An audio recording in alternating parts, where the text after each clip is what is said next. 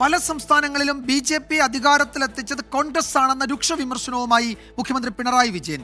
മുസ്ലിം ലീഗിനെ പോലുള്ള പാർട്ടികൾ ഇക്കാര്യം ആലോചിക്കണമെന്ന് മുഖ്യമന്ത്രി പറഞ്ഞു.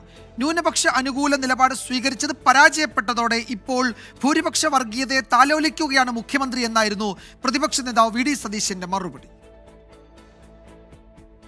CPIM സംസ്ഥാന സമ്മേളനത്തിന് മുന്നോടിയായി പാർട്ടി മുഖപത്രമായ ദേശാഭിമാനിൽ എഴുതിയ ലേഖനത്തിലാണ് മുഖ്യമന്ത്രി കോൺഗ്രസിനെ നിശിതമായി വിമർശിച്ചത്.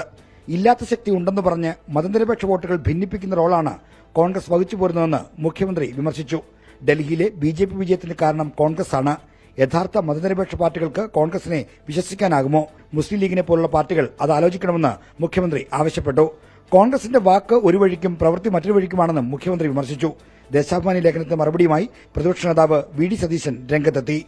RSSന്റെയും BJPയുടെയും പിന്തുണയോടുകൂടി MLA ആയി അസംബ്ലിയിൽ വന്ന ആളാണ് അദ്ദേഹം. ഇപ്പോഴല്ല, നേരത്തെ. അവർ 77 ഒരുമിച്ചല്ലേ മത്സരിച്ചത്. 89 അവർ തമ്മിൽ ധാരണ ഉണ്ടായിരുന്നില്ലേ? അത് പഴയ കാര്യങ്ങളെല്ലാം മറന്നുപോയിട്ട് പുതിയ കാര്യങ്ങളുമായിട്ട് ഇറങ്ങിയിരിക്കുക. 24 തിരുവനന്തപുരം.